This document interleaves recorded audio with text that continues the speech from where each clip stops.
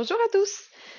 Je me suis dit que dans cette époque où on reste chez nous, où notre pratique prend un virage plus en ligne, on va avoir besoin d'instructions un peu plus précises pour pouvoir éviter les blessures et comprendre un peu plus la technique des postures, le pourquoi des enchaînements. Et aujourd'hui, je vous explique l'enchaînement du chien tête en bas, planche, chaturanga et bébé cobra, cobra, chien tête en haut. Trois variations que vous pouvez adapter à chacun d'entre vous selon ce que votre corps vous offre comme mobilité à chaque jour de votre pratique.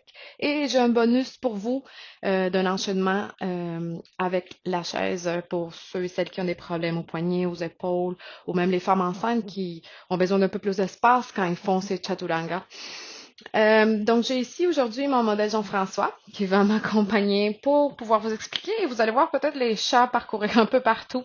Ça fait partie d'être vrai, d'être chez nous, d'être ce qu'on est. Donc, petite explication. Ces trois enchaînements que je vais vous montrer sont dans le but aussi de minimiser les mouvements entre un chien tête en bas et une planche. Souvent, quand on fait cet enchaînement, on a tendance de réaccommoder ou replacer nos mains ou nos pieds, ce qui amène un risque de blessure dans la région sacro-iliaque à cause de l'instabilité et aussi aux épaules. Car, comme on sait, mouvement plus stabilité, c'est gagnant.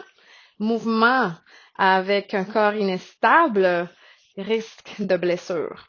Et comme on veut que vous continuez à pratiquer avec nous et que vous venez nous voir à chaque jour, on vous ouvre les livres de la technique des postures. Donc, je vais inviter à Jean-François pour vous démontrer ce qui se passe avec les bras.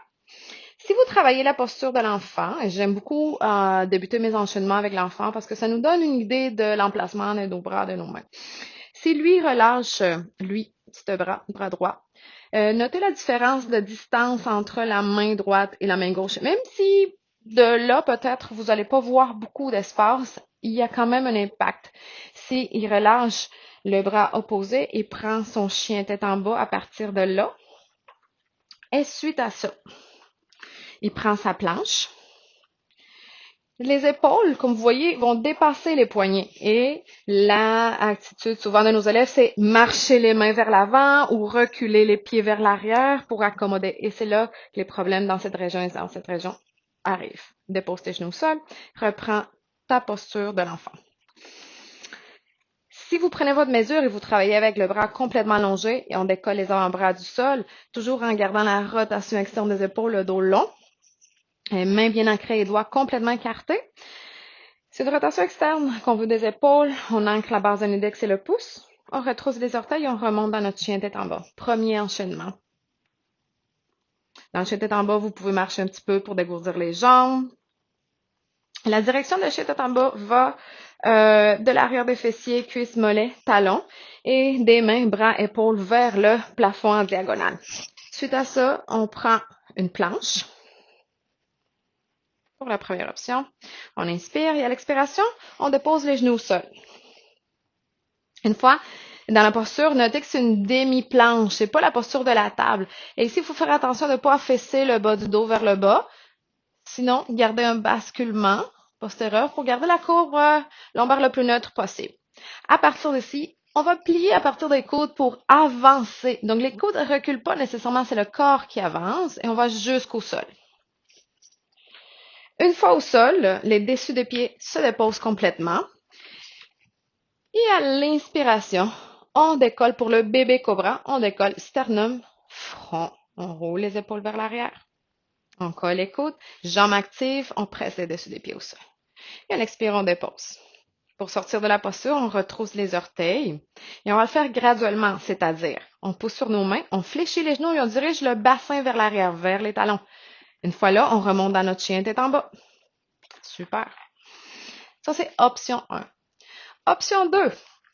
De la posture du chien tête en bas, on passe à nouveau à notre planche. À partir de là, on dépose les genoux au sol. On garde notre dos en diagonale, plié, et on dépose. On commence notre descente, les dessus des pieds au sol, On allonge notre corps, on inspire, on crée de l'espace. Dans la colonne vertébrale, on doit travailler à créer de l'espace entre chaque vertèbre, donc le dos doit rester complètement long. Et on inspire, cobra. Pour le cobra, on remonte sternum front et on va déplier les coudes complètement. Donc, on pousse sur nos mains, on remonte un petit peu plus. Les cuisses vont rester au sol, mais les jambes restent fortes. On fait attention dans le cobra pour le dos. Si ceci vous cause une compression, restez pour l'instant dans le bébé cobra le temps de travailler le renforcement du dos. Je vais vous montrer l'option. On dépose le dos au sol. Pour travailler le renforcement, l'option, ça serait garder les jambes allongées complètement, les dessus des pieds bien ancrés au sol, dos long. J'inspire pour créer de l'espace. Et à l'expiration, je décolle sternum front en bébé cobra. Et ici, je peux décoller les mains du sol. Seulement si cette région est contente. Sinon, déposez les mains au sol. On dépose. Toujours, on garde un beau engagement de la région abdominale transverse. Tout le transverse, notre corset. Et pour sortir, on retrousse les orteils. On pose nos mains, on remonte le bassin, chien tête en bas. Et la troisième option, c'est celle qu'on travaille avec les vinyasa pour le chien tête en haut directement. Ça serait passer du chien tête en bas, planche. Suite à ça, on fait notre chaturanga. On reste. On inspire. Chien tête en haut, on remonte. Donc, dans le chien tête en haut, notez que les cuisses ne touchent pas le sol. Les jambes sont engagées, les talons poussent vers l'arrière. On a une belle projection du sternum vers l'avant et là, la nuque, pour l'instant, reste longue. Et à l'expiration, on retrousse les orteils, on remonte le bassin, on passe dans notre chien tête en bas. On inspire. Et à l'expiration, on dépose les genoux au sol. Donc, ça, c'est les trois options pour travailler. Bébé cobra, cobra ou chien tête en haut.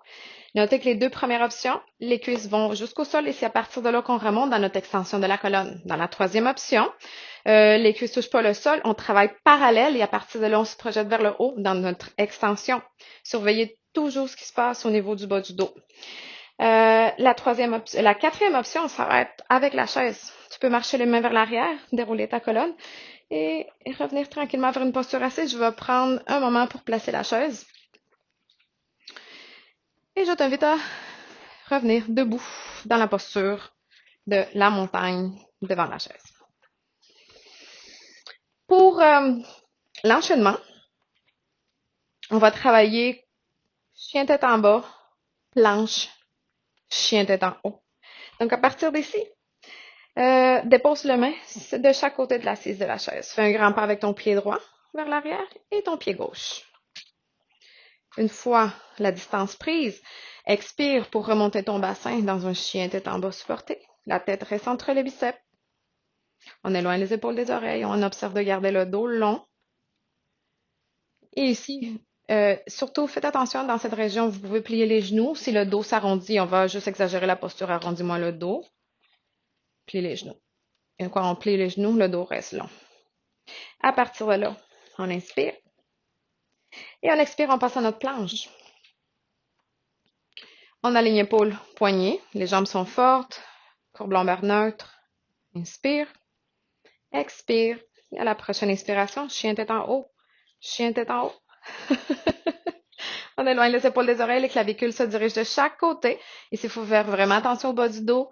On travaille notre engagement, fessiers, jambes. Et on expire pour un chien tête en bas. Super. On porte le regard entre les mains. On peut décoller même les talons du sol et marcher un petit peu à la fois pour rapprocher nos pieds de la chaise. Et cette option, et tu peux redresser le dos, cette option est merveilleuse, surtout pour les femmes enceintes aussi, quand on veut trouver de l'espace pour continuer à pratiquer nos vinyasa. On va faire maintenant un petit enchaînement que vous pouvez pratiquer en tout moment. Chez vous, ça va prendre quelques minutes et ça va juste réactiver le corps. Je vais retirer la chaise. On se place dans la montagne devant notre tapis. Et je vais le guider de façon verbalisée. Donc, à la prochaine inspiration, allonge les bras au ciel. Inspire, crée de l'espace. Expire, flexion vers l'avant. On plonge, on passe le bassin par-dessus la tête des fémurs. On dépose les mains de chaque côté des pieds. Inspire, déplace les mains sur le haut des cuisses. Expire, flexion, mains de chaque côté des pieds. À la prochaine inspiration, grand pas avec le pied droit vers l'arrière.